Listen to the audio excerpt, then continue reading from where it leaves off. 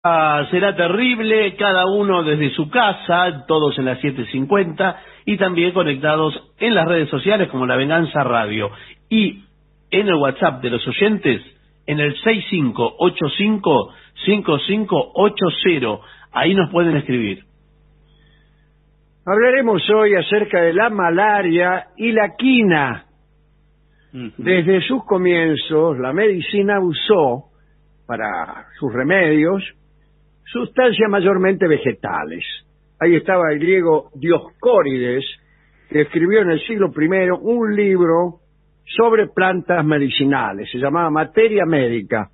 Y durante 1500 años lo usaron como texto obligado para todos los estudiosos de las enfermedades.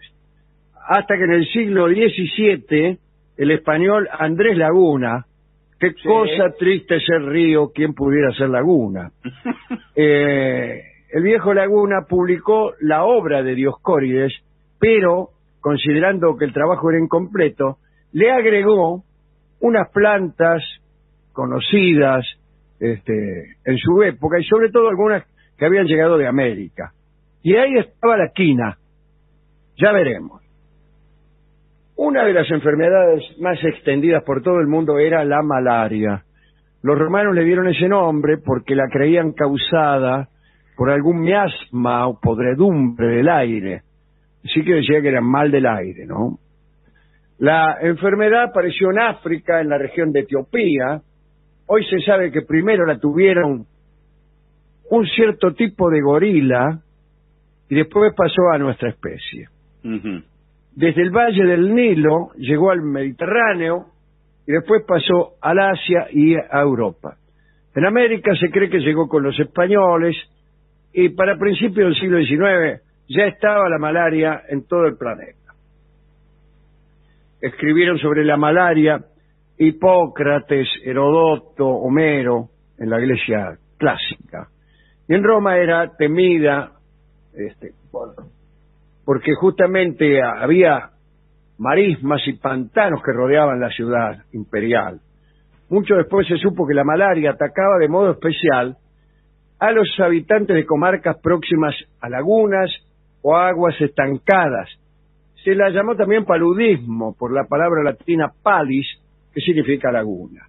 Precisamente Roma era una de las ciudades más castigadas por el paludismo debido a su cercanía a las lagunas pontinas. Hoy sabemos más que eso. Sabemos que la enfermedad la transmite mediante su picadura la hembra, la señora, ¿no? Sí. De un mosquito que deposita en el picado un parásito llamado Plasmodium. Es el mosquito anófeles de larga fama. En 1880, el médico militar francés Charles-Louis Alphonse Laveran, trabajando en Argelia, observó parásitos dentro de los glóbulos rojos de personas con malaria. Por ese descubrimiento se le dio el premio Nobel en fisiología un tiempo después. Se lo regalaron, escúcheme. Cuando la malaria se desplegó en América, los sabios del Imperio Inca aplicaban un remedio que tenían por mágico y cuya divulgación se castigaba con la muerte. En 1630, la esposa del corregidor español de Loja, en el virreinato de Quito, enfermó de malaria. Uno de los indios de aquellas tierras, que tenía un buen trato con la corregidora, le administró una porción de aquellos polvos secretos. Era una sustancia extraída de la corteza de un árbol llamado, en quechua, quina. Sí. La dama curó de sus fiebres como por encanto y decidió, junto con su esposo, el corregidor de Loja, guardar el secreto para no comprometer la vida del indio que le había salvado. Años más tarde se enfermó la condesa de Chinchón, la esposa del virrey del Perú. ¿Cómo le va, condesa? Justo me faltaba una. El virrey buscaba por todas partes remedio al mal que la sacudía con fiebres y temblores. De algún modo llegó a sus oídos el asunto de la curación de la esposa del corregidor de Loja, y le rogó al funcionario que le contara cómo lo había conseguido. Tras alguna reticencia, el corregidor decidió explicar de qué modo se había curado su mujer.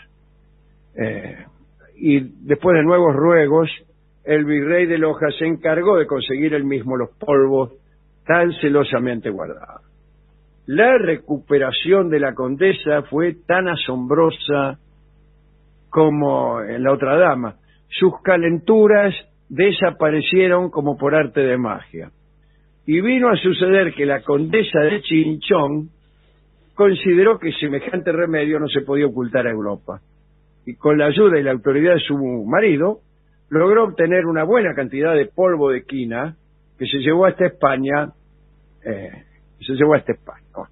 Allí repartieron la provisión entre amigos y conocidos, que enseguida extendieron la fama del producto. También se desplegó la fama de la señora que lo había dado a conocer. De hecho, la quina se popularizó con el nombre de polvos de la condesa. Sí. Muy bien. Bueno. En 1635 el jesuita Bernabé Cobo publicó su Historia del Nuevo Mundo y allí escribió, lo paso a leer, Sí. En los términos de la ciudad de Loja, diócesis de Quito, nace cierta casta de árboles grandes que tienen la corteza como de canela, pero un poco más gruesa y muy amarga, la cual, molida en polvo, se da a los que tienen calenturas y con solo este remedio se quitan. Muy bien. Era la primera descripción escrita del árbol de la quina. Cobo añade que sus polvos ya son conocidos en Europa. Se refiere a los polvos del árbol, Sí, que sí. incluso se enviaban a Roma. Pasaron a conocerse no ya como de la condesa, sino como el polvo de los jesuitas. Al poco tiempo los jesuitas establecidos en Perú llevaron a Roma la quina y se convirtieron en los máximos propagandistas de sus virtudes. Jorobarse y tomar quina es la mejor medicina. El primer informe científico sobre el árbol de la quina que llegó a Europa lo envió Jean-Marie de la Condamine. La Condamine fue aquel que con Voltaire se hizo millonario con la lotería francesa. El informe se publicó en París en 1740 y Linneo, el famoso clasificador, recibió muestras y escritos de la Condamine y con ellos clasificó el árbol de la quina y le asignó el género Chinchonia en 1742 y lo publicó en 1753 en honor de la bella y joven condesa de Chinchón. Pero había muchos árboles de quina de distinta estirpe y algunos servían y otros no. José Celestino Mutis, un sacerdote botánico, geógrafo, matemático, médico de Cádiz, que acostumbraba a rajarse en mitad de las reuniones, fue quien aclaró definitivamente la confusión entre varias especies de chinchonia y estableció cuáles eran eficaces contra la malaria y cuáles no. Hay distintas clases de chinchón. Está, por ejemplo, con cartas de chinchón, Sí. hay más barajas, hay 8 con 8 y con 9. Sí, señor. Está con claro. la baraja común, se juega con comodines. Con comodines. Algunos cortan con 7, otros con 9, otros con 5. Otros, el chinchón no vale con comodines. Bueno, otro se corta menos 10. Sí, sí, sí, sí. Sí, Bueno, bueno. son todas cosas que antes de jugar al chinchón hay que aclarar. Por ejemplo, si yo corto menos 10 en la primera mano, ¿se me descuentan los 10 o no se me descuentan? Bueno, No lo sé. No sé. Yo tampoco lo sé eso. ¿Vale cortar en la primera mano? Esa es otra cosa, ¿no? Es difícil parece todo así. así Se expuesto. enganchan, las cartas se enganchan en el que corta, en el juego del que corta solamente, o en el de todos los juegos, de todos los jugadores. Otra cosa que no se sabe, que hay que aclarar. ¿A ¿Cómo cuánto se- vamos? ¿A 100 o a 150? Si jugamos por claro. plata, el enganche, ¿vale lo mismo que el partido o hay que pagar doble para engancharse? Bueno, Son cosas que hay que Mire, saber. un Son montón, muchas cosas. Pero Muchos muchas. vacíos legales ahí parece. Sí, mucho. Valen 2 comodines seguidos en un mismo juego. Todo eso, imagínense, antes de jugar al chinchón hay que estar 2 horas poniéndose de acuerdo acerca de las reglas. ¿Con cuánto? Claro, bueno. ¿Vale cortar con un juego solo? Y no sé. Bueno. De la corteza de la quina se extraía el alcaloide quinina, que era el compuesto que actuaba contra la fiebre. Lo consiguieron los químicos franceses Pierre-Joseph Pelletier y Joseph Bien-Aimé Caventou, el otro. Este alcaloide fue durante más de un siglo el único alivio para el paludismo. La quinina era asquerosa, vamos a decirlo de una vez. Amarga, me imagino. Amarga como suspiro de... Bien, como la corteza original era muy amarga y de un gusto desagradable, desde que empezó a utilizarse se buscaron muchos trucos para hacer pasable el mejunje. Era famosa la mezcla de William Buchan, pero sobre todo el bebedizo secreto del inglés Richard Talbot, que preparaba un juguito, ¿no? Bueno, el escritor La Rochefoucauld también preparó, o mejor dicho le dio a su sobrina, que al final se murió, el preparado de Talbot. Talbot también atendió a Carlos II de Inglaterra, al cardenal Mazarino e incluso a Luis XIV.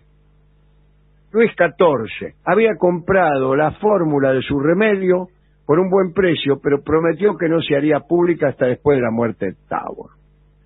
Por cierto, Luis XIV le pagó 3.000 luises de oro y una pensión para toda la vida.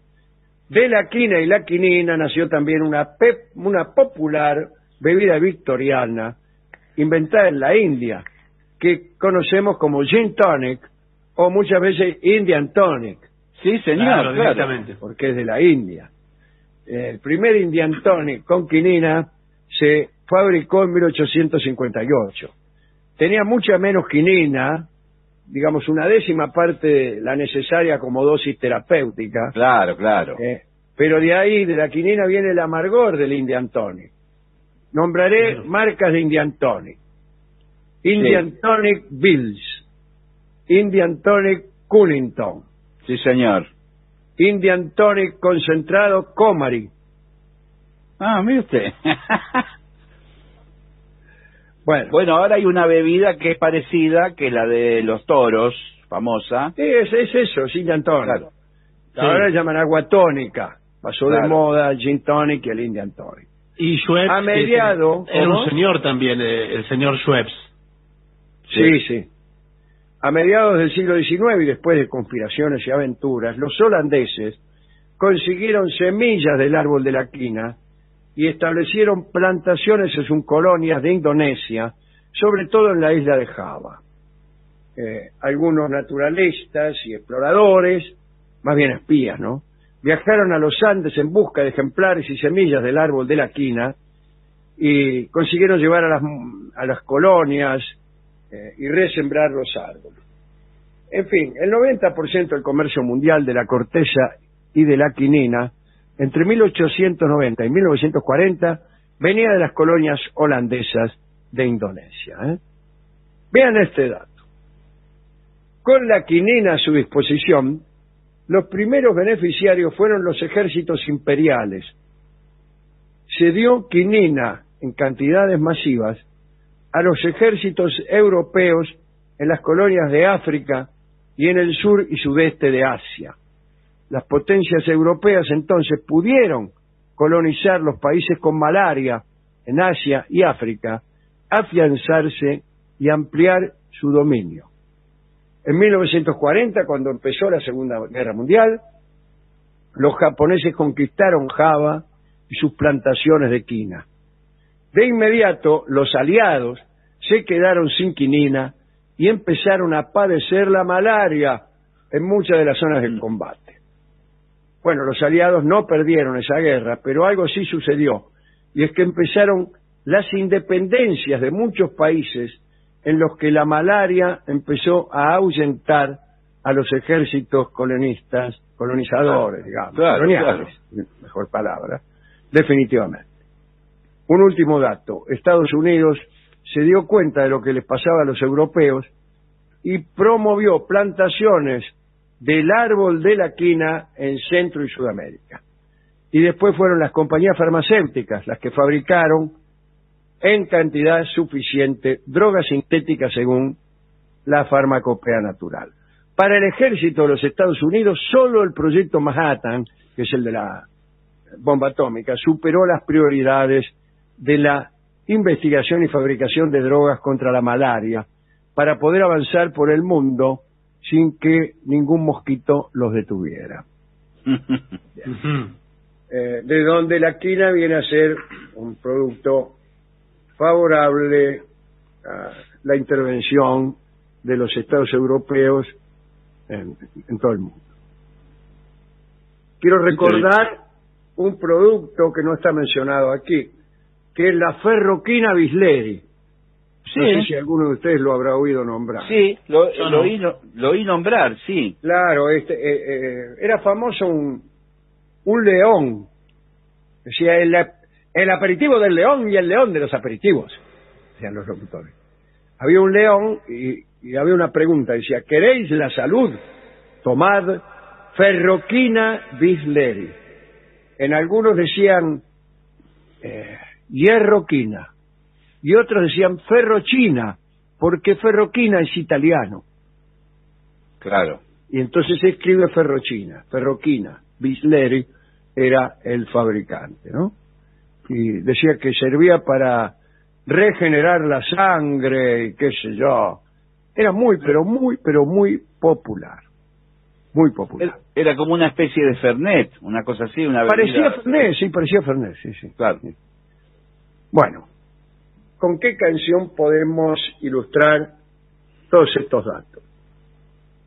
Vamos a escuchar a Gardel en su tango, Amargura.